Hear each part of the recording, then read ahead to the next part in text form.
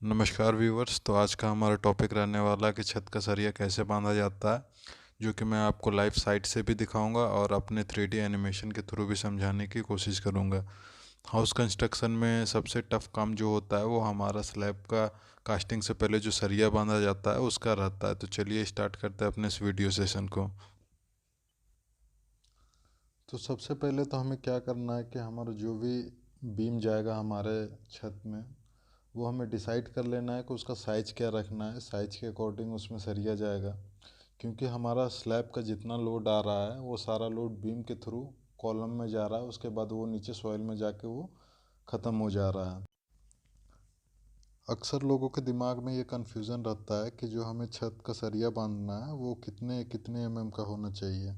तो मोस्टली अभी जो यूज़ होता है वो 8-10 का होता है या 10-12 का होता है। मतलब हाँ, 8 या 10 या 12 मतलब दो टाइप का यूज़ होता है। या तो 8-10 यूज़ होगा या तो 10-12 यूज़ होगा।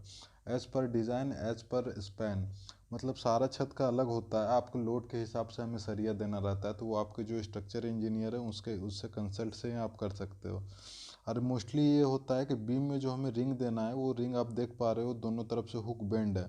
सेम ऐसा ही हुक बेंड होना चाहिए, मतलब ये लगभग में 1 इंची का बेंड होना चाहिए आगे की ओर। इससे क्या होता है कि जो हमारा बीम है वो बीम का जो भी 4 या 6 रॉड है वो खुलने का समस्या बहुत कम हो जाता है। अब हम बात करते हैं कि वो सरिया को बिछाना कैसे है।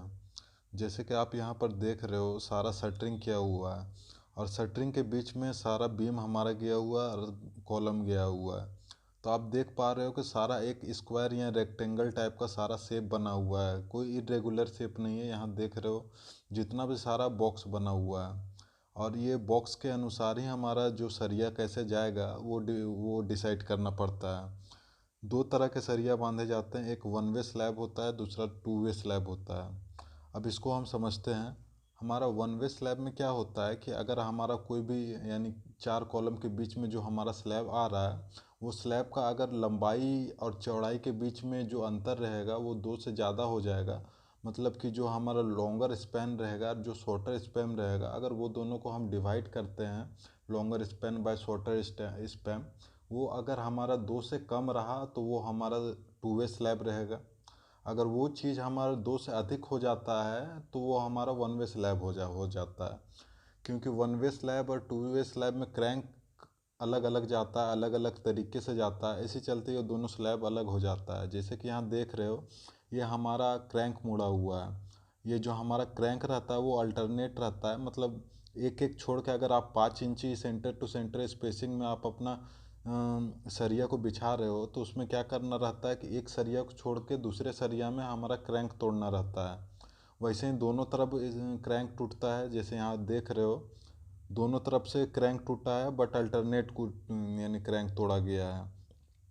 और इसमें हमें और बहुत सारी चीज़ ध्यान देना रहता है। जैसे कि आप देख रहे हो कि ये दोनों साइड क्रैंक टूटा हुआ है और ये बीम के थ्रू थोड़ा आगे ले जाया गया है।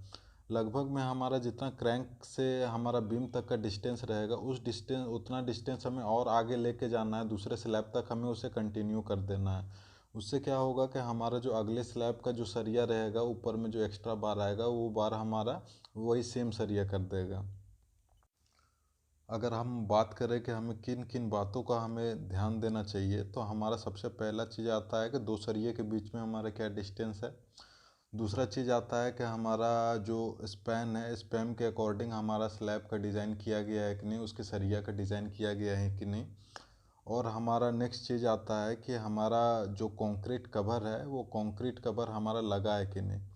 जो सारा सरिया बिछ जाने के बाद फिर बाद में लास्ट में वो कंक्रीट कवर डाला जाता है, जिससे क्या होता है कि जब छत को ढाल देंगे आप तो नीचे हमारा छत दिखने का समस्या नहीं रहता और प्रॉपर हमें उसका स्ट्रेंथ मिल पाता है। और ये आप गली वगैरह आपको अगर निकालना है आगे की ओर में, तो वो आप 2.5 3 4 3.5 फीट आप अपने बीम के अकॉर्डिंग अपने इंजीनियर से सलाह लेके उसको आगे निकाल सकते हो। और जब भी छत की सरिया आप बांध रहे हो तो एक बार इंजीनियर से सुपरविज़न ज़रूर करवा लें। और हमारा ये वीडियो अगर आपको अच्छा लगे तो चैनल को सब्सक्राइब और